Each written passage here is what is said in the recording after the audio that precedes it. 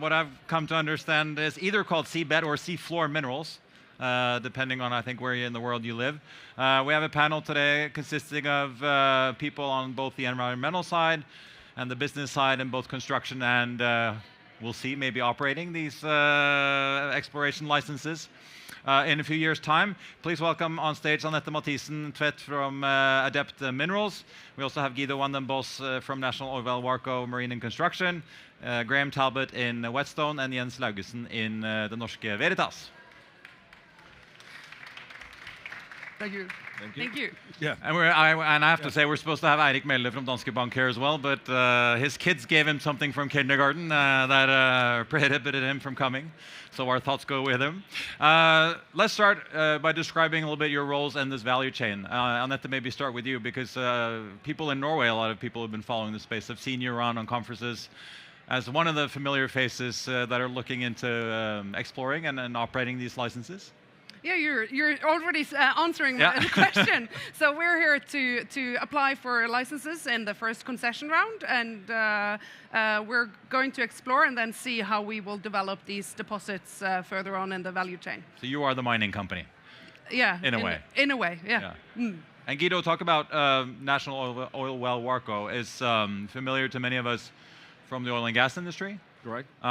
You do other things as well that we know of in terms of energy, but talk about your work in this space. Yeah, so coming from the upstream business, globally in that sense, especially offshore and deep water, we plan to utilize that expertise as an OEM, so an equipment manufacturing, but also from a naval architectural point of view, a vessel design and the integrational part.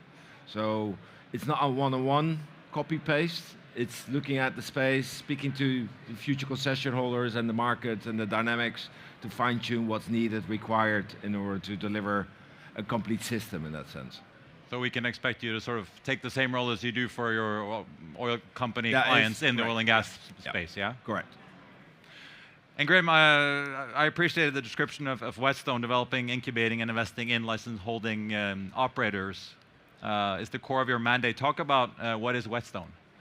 Yeah, so we established Wetstone a few years ago now, and we're a US-based company. We operate globally. We're in over 10 different jurisdictions globally at the moment, and we focus on exclusive economic zones, so not the international waters.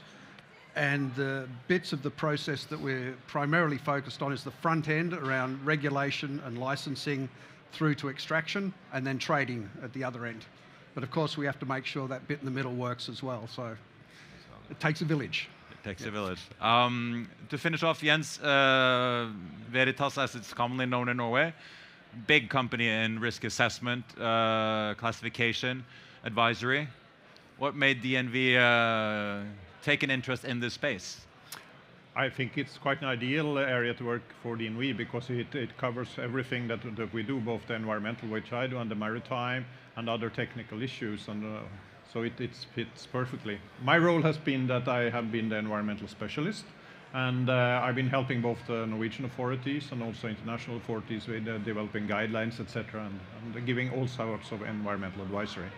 And this is still a very greenfield, sort of uncharted territory in terms of regulations and systems and classifications. And it's moving forward now. I think we learned now in the morning that the International Seabed Authority is working towards at least some more ready regulations, also for mining, and also the same thing is going on in Norway. So we are getting there.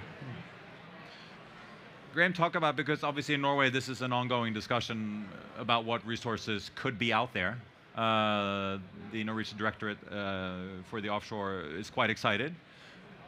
Outside of Norway, where do you see the most interesting regions? You talked about not the international waters, but what are the sort of countries that have interesting assets that could be explored? Yeah, so Cook Islands and a number of the other Pacific islands have large nodule reserves. India's moving forward. We were also in other subsea areas as well, like phosphates and things. So there's New Zealand, Namibia. You know, we have quite a variety of different projects. The only definition for us is underwater. And that can be shallow, it can be deep. but the platform is diversified. So our whole investment thesis, it's not just about investment, we will operate as well, is making sure that we're diversified both from a regulatory perspective and from a geology perspective as well. And Norway, I mentioned this morning that I was fortunate enough to be with both Shell and Maersk at different times in my career, and we had assets in Norway, so I had the privilege of working in Norway with the teams. I would say platinum class business environment that can get things done, knows how to regulate properly, and by that I mean strict, but also fair and reasonable. So it's a very premium location, and the offshore reserves and assets you have are, I think, world class, without a doubt. So I don't need to do much more exploration work to know what's there.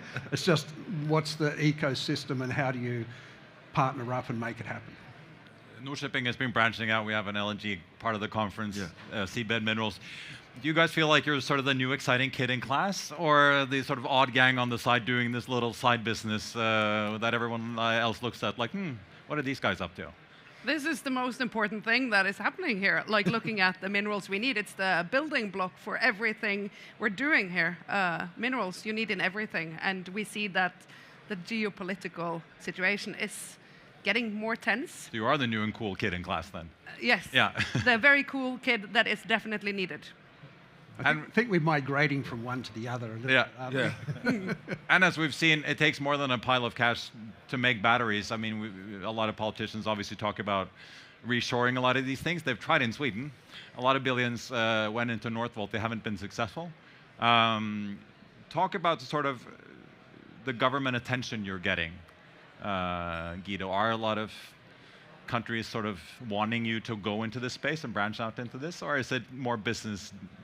It's a combination of. It's if you look at specific areas around the globe, it's a combination of the business development part to proactively engage, and the other side, you're being reached out from, hey, we're doing this, we're reaching a certain threshold of capabilities. Can you help us to bring up the next chapter of technology or whatever, or whatnot? Yeah. How about yourself, Graham? Are you getting a lot of government attention from these countries? Yeah, I think there's been a sea change in the last 12, 18 months, which I think most of the people standing here would have seen coming. If you were part of the flow of information, etc., on this sector, you could see where it was heading to, and it's sort of there now. The amount of attention and inquiry, there is a degree of FOMO out there, a fear of missing out. Of a number of these countries, they're like, they hear about someone else developing a resource, and some of them start with, do I have this resource? And if I do, how do I go about developing it? So on one end of the spectrum, we work with countries helping them develop regulatory frameworks. And then, of course, there's advanced countries like Norway where it's just helping join the dots and to be part of getting things moving.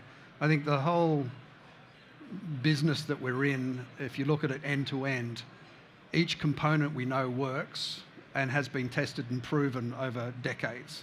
So there's nothing new.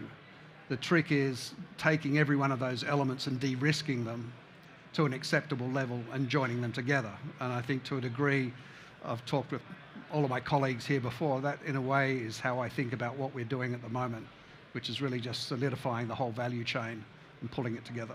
But what is it, because what does it take for customers who today purchase these raw materials from other sources to actually sign a contract and buy from Anette or someone else in the future? I think it's fair to say at the moment no one's producing, and we don't have our market analyst with us here today because he's got the bug, but the shortage that's predicted, which is what we're all working into, is still a few years away.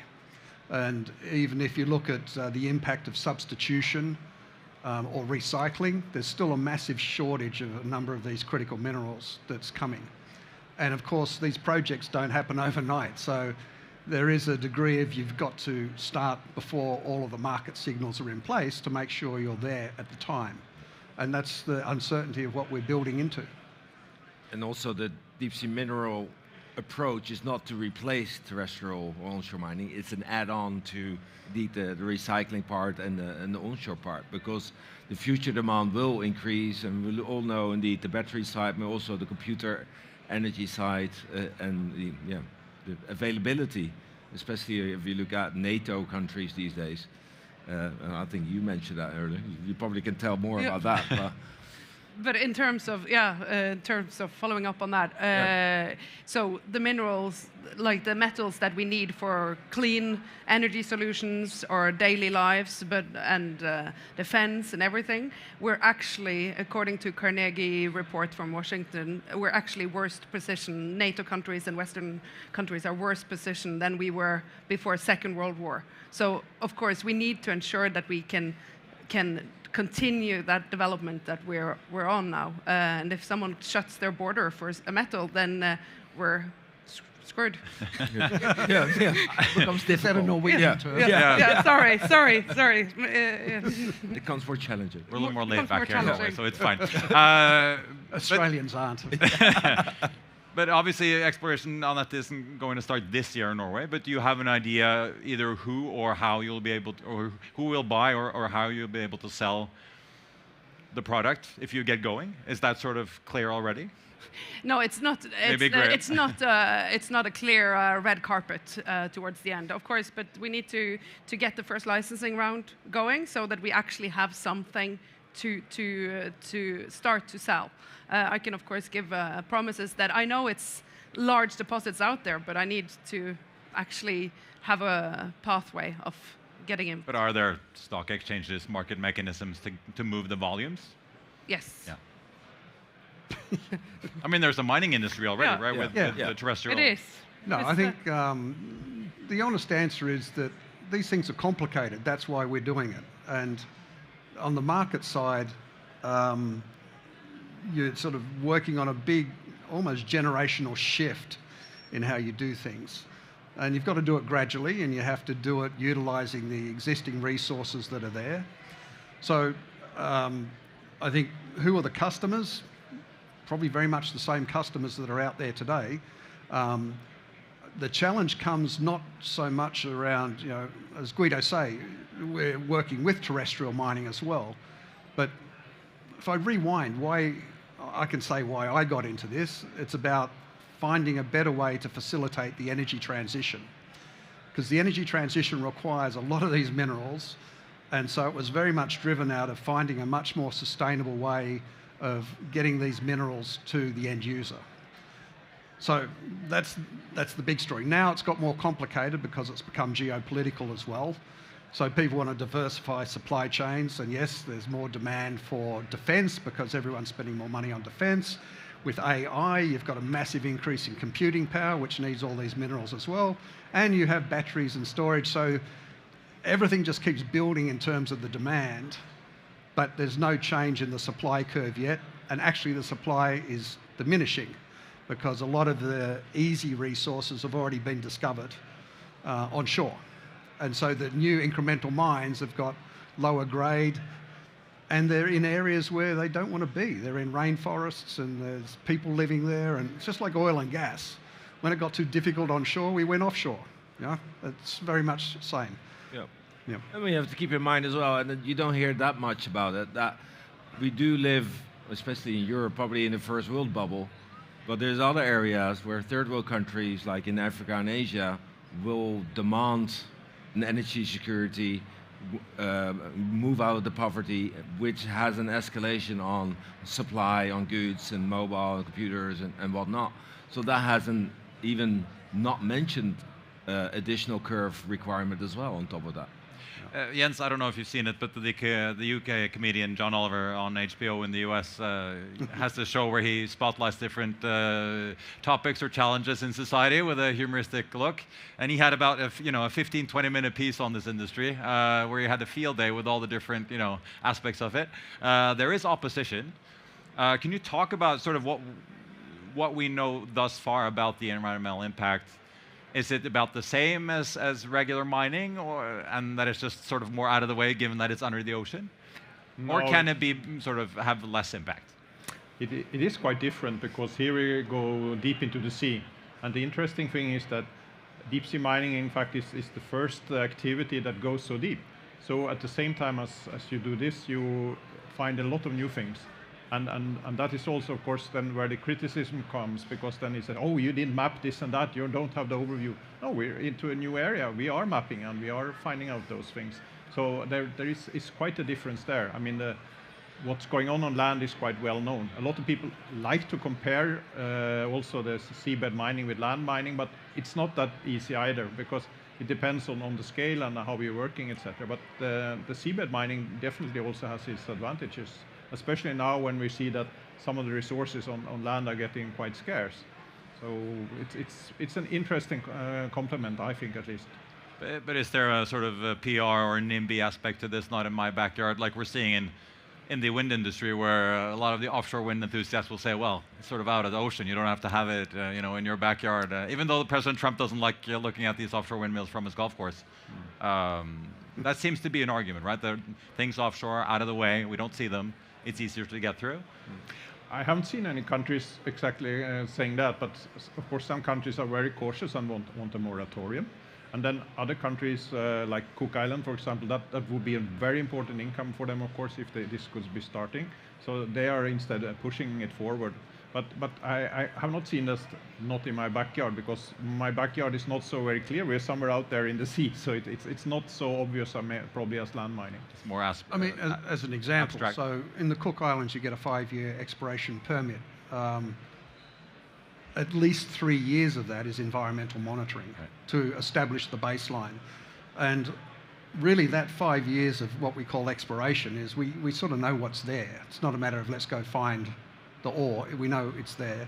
It's really working out where you don't want to go and where you're not going to touch anything and excluding those areas and making sure you're focusing on the areas where there's nothing there.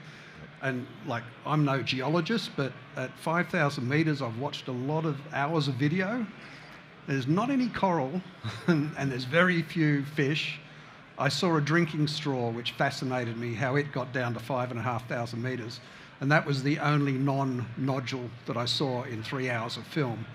So it really is a very abstract part of the Earth that we're operating in. And if we don't do it right, it's our own fault. We have to do it right, and we have to do it right the first time. And I think everyone's on board with that. There's no shortcuts, there's no cutting corners, but you don't learn how to do it 100% correct without practicing. So you need to get moving, you need to start doing some pilot work and understanding and measuring, and then working out what the baselines are. But my premise is to find the most environmentally and socially acceptable place to do it, which is not in a rainforest in the middle of the Philippines. So. Anette, to talk about the local sort of situation here in Norway, because to me it seems, I mean, for those who aren't familiar with Norway and the oil business, we have a region up in the north, Lofoten, Vesterålen, Senja, which has become sort of a gridlock stalemate.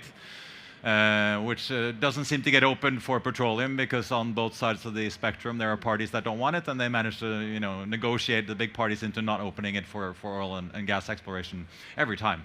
To me it seems like some of the environmental interests and political parties are trying to push this industry into the same aspect, where they want to sort of lock this down before it opens up. But what's your sort of view on how this looks in Norway now? Because the government wants to, it seems, for now. Yeah, and we need to remember that the parliament actually made a decision. 80% of the parliament voted for opening of the shelf for investigating mineral resources. And so this delay that we saw last fall was done during a budget negotiation, and that is nothing that I would expect from a proper government that we have in Norway. So I really hope that we can work together on following up on the government, the decision in the parliament to move ahead with the first concession round, which is a stepwise progression. We're gaining more knowledge, data during the exploration phase to understand how the resources are and how the environmental aspects are, and what technology we do need to develop or to ensure that we can extract these minerals in a safe manner. But is there, because if you read, there's been a hearing around now in Norway, where all the different ministries and different interests can, publicize their views. And the environmental directorate seems sort of concerned about their role and that they get access into monitoring and both the planning and the execution of exploration, while the oil management directorate are very excited about the opportunities here. Are there different sort of waves inside the government pushing this in different directions? I would say, I think, yeah, there are people that are concerned about how this will look like. And of course, in the media, it's portrayed in one way. And of course, the more and more you learn about the resources and the environment, and not at least the technology that we intend to use, then you see that this is actually the best path forward. But we need to ensure that these people communicate better to ensure that we all are starting from the same page. Currently, we're not talking from the same page. Maybe we should get Graham to send us a clip of that plastic straw on the seafloor. But Guido, talk about you mentioned ship design. Yeah. How much adaptation do you have to do to go from subsea oil and gas to this? No. Can you reuse a lot of the designs and the experience and knowledge and assets as well? Or? Yeah. So the thing is that you work from, as earlier said, from a baseline, from what is there, what's the impact, to really understand from what's required. And then you start looking at, and especially if you home into the Norwegian continental shelf, of course it's a harsh environment, then of course a vessel is not going to work it, so a semi. You see that's out there already in the upstream business, as a semi is much more better positioning. But then you start looking at, okay, what's needed to reduce or even eliminate any environmental impact, because you have that in the upstream business as well. So how do you can get that, utilize that expertise and transition that into various ways of technologies on get the elements or the rock out from the surface. So there is transferable, but you have to understand we can only come up to a certain level of development and ideas, but you need future concession holders, you need exploration, you need what ultimately the supply chain would require to bring it all together and make it a useful concept, both from a vessel perspective, but also from how to lift it from throughout the water column. But do you expect that the industry needs to construct new vessels for this? Initially, that will be a hard investment up front. It will be a journey. Indeed, there will be an exploration before you get exploitation, but you already see in the global that the oil seas with the hidden gem, you got Transocean, GSR with the Olympia, which are all the drill ships are getting converted towards these applications. So it will be probably a kickoff in conversion first, applicable to the mineral extraction part, and once that up and running, then of course then you have lessons learned from that as well, which you can then implement in new designs. We have time for some questions from the audience, so if you want to think about that for a minute, I'll go to Jens and talk about these conversions, because in offshore wind and oil and gas we see some assets moving back and forth between different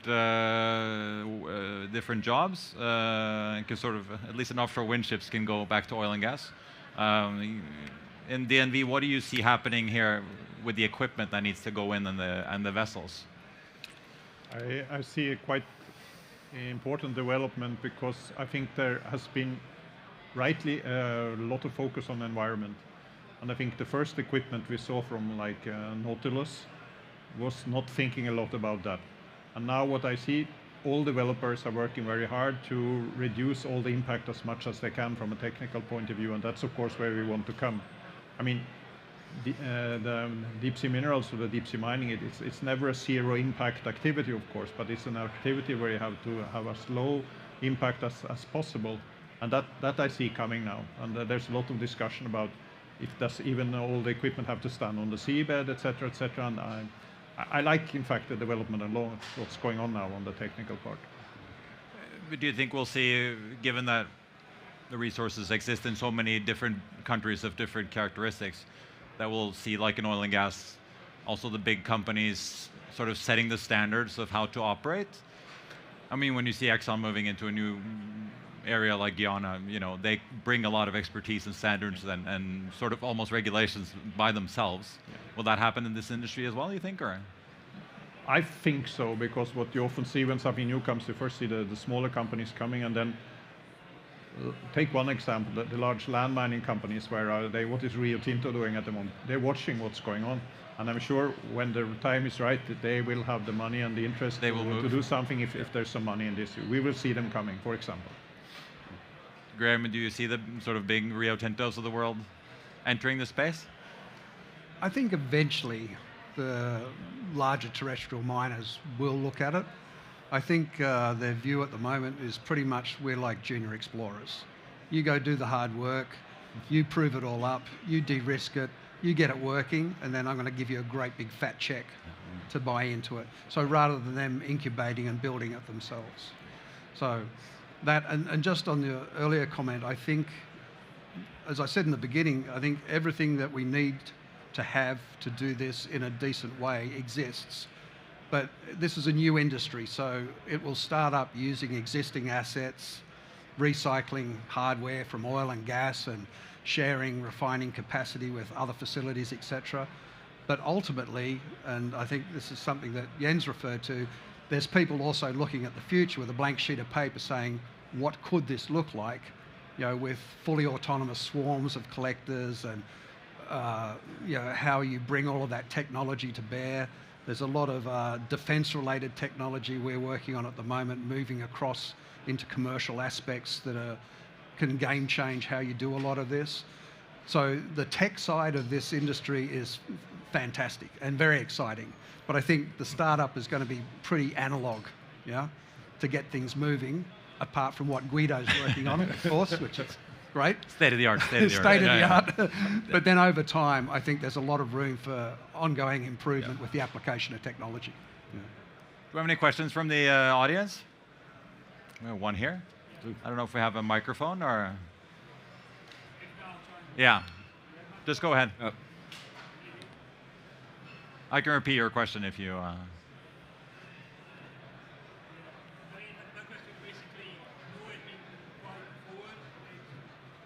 There you go. No. Maybe not.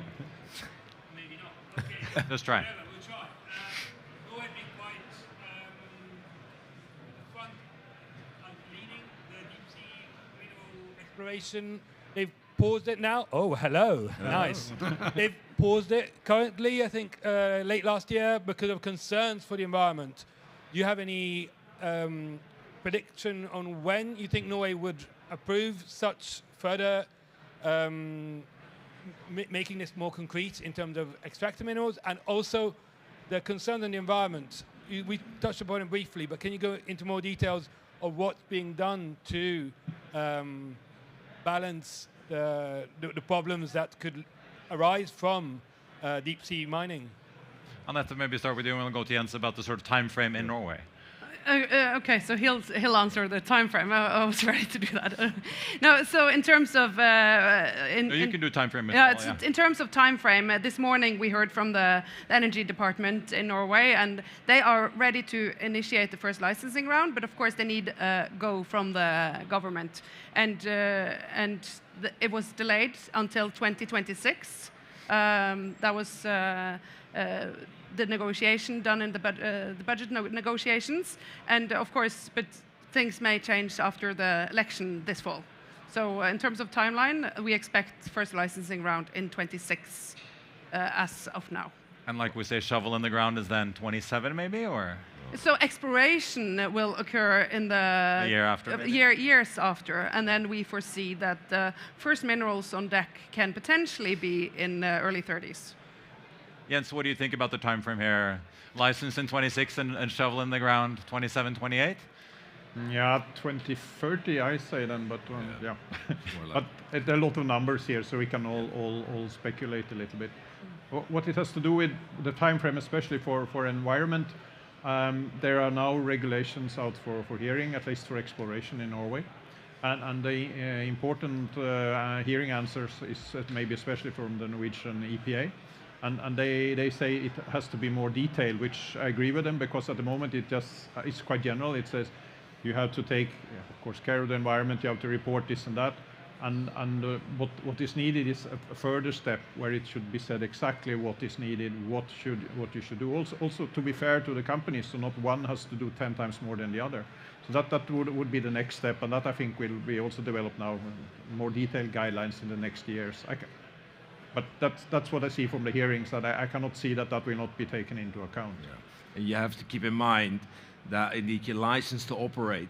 Going to exploitations, which is then either further out, that gives you the license to finance, because now you know what you have, and then you're able to know what you need to get, and then you need to build it, and that's another 2 years. So ultimately the timeline is definitely not that far away, more towards 2030. And that's okay, because that gives us time to really do the scientific campaigns, environmental impacts, come back, touch the ground, see what it does, see what the plum does, see what the fauna does, and in order to gather data and really then start reporting it. And then, so that's going to take a little while. Because Guido and also Graham, do you see other regions being able to move this quicker than Norway? Where we can see sort of, shovel in the ground before 2030?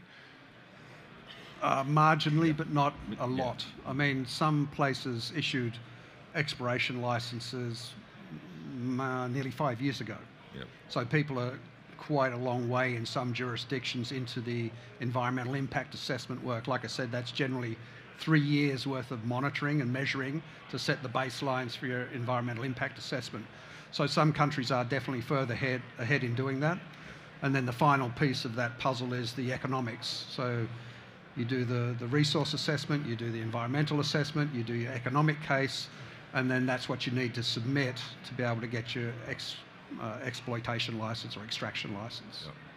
So there's some that are a bit further ahead.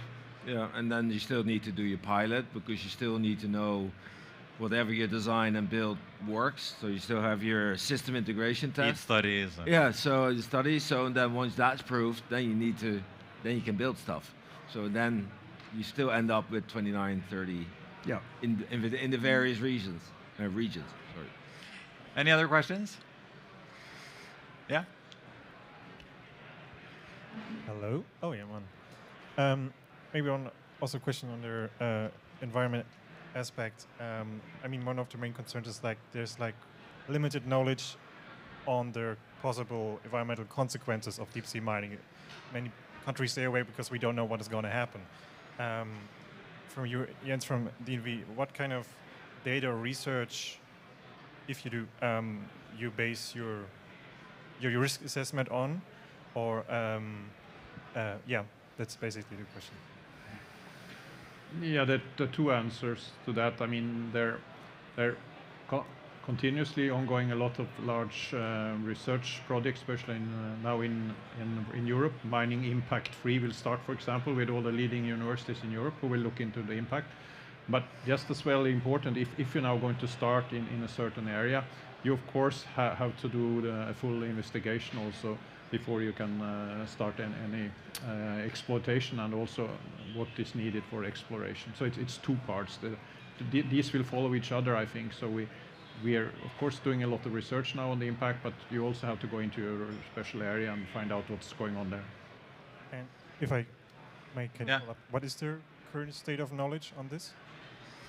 The state of knowledge today is that you know quite a lot already about the species in the different areas. I think now the work is to couple them, to understand how many of these are unique, how many of these are special, etc., to understand what does it mean to go to this area. Is this an area where you will have hundreds of the same type of areas, or is this area very special, for example? Those things have to be worked a bit further, but the mapping is already ongoing. But I see this as a parallel process. Of course, we have some time now until it's possible maybe to do some mining, and it's important that the other part goes also in parallel. And at the moment, Norway is also investing in research projects, etc., for example. So it is happening that way. Just to add to your question as well, like not only we're running a big research project here in Norway called the Eminent Project, together with 5 research institutions and universities and 10 industry partners. So a great project where we look at both investigating the baseline of the environment, but this goes hand in hand. The impact, you need to understand the technology that you're using. Am I using a needle or am I using a big bulldozer? That is a significant difference on what impact we have. So that is an important, like, to have that in your mind when you're assessing this industry is what technology are they actually planning to use, because that has a huge impact on how the impact is. Like we're planning to use closed system. That means that we don't have this plumes that people are talking about as a big challenge. So closed loop system is initiated by this challenge. Yep. Yeah. Oh, correct. I also think that when people say we don't know much about the oceans, I think if you're talking about 100% of the oceans on Earth, there's a lot we don't know. But the 3% of the world that's being targeted for deep sea mining, you have to know a lot about it. You know, and that 5-year period you have up front is basically a science project of studying everything that's there and not there. And if there's something there, change your path and leave that alone. So a lot of the work is really spent making sure that you're doing it with the lowest possible impact. So I would argue that for a lot of the areas that are under review at the moment, there's massive amounts of data, probably too much for people to absorb. People have been collecting terabytes of data and scientific data, but it's fair to say that generally for the whole of the world's ocean, there's a lot we don't know. It's like saying there's still parts about outer space we don't know. I'm guessing that's right because it all hasn't been explored. And I think it's the same for the oceans. But for the few percent that we're targeting for deep sea mining, there's a hell of a lot of information. And of course, it's ongoing. You know, it's still a lot of work ongoing. Jens will not become unemployed in the short term, I think. Sorry, could you repeat? No, I don't think he'll be unemployed in the short term. No, I'm not worried. Yeah. Not worried. Last question before we have to wrap up. China has been sort of, or they've had a massive strategic work over years to secure a lot of resources that they've been working meticulously to build up this battery industry that is sort of causing concern now about our own independence and moving into the green transition. But are you seeing them in this space as well? Yes. Oh. Yes. Yeah. A quick yes there, yeah. As a technology company, start tracking the IP submissions globally. And I receive them on a monthly basis the last couple of years. And every month there's about 35 Chinese IP submissions on collector systems, transport systems, processing systems. So I think that answers your questions. They're already engaging. They're really, really active. And they have the money and the means. What do you see, Graham? Much the same. Yeah, I think they've played a long game. They've invested early. Yep. And we're seeing the results of that. I think they're doing a lot of work still on new build vessel design. They've got a Deepsea Ocean Institute, which is exploring and working with other nations to explore. They've got several blocks in the ISA, which they're working on. So, no, they're a very dominant player in there. Also this space. And Jens, I mean, you have offices in China. Yeah. Is this industry a topic for your work in China as well? It will probably be. So far, I would say the activity still goes out of Norway, but it certainly could be, because if this is growing, there's enough people in China to help. That's not the problem. Time is running away from us, everyone. Thank you so much. Jens Laugesen in Veritas, Graham Talbot in Wetstone, Guido van den Bos in National Oil Well, Varco Marine and Construction, and Anette Mathisen Tvedt in Adepth Minerals. Thank you. Marius. Thank you. Thank you.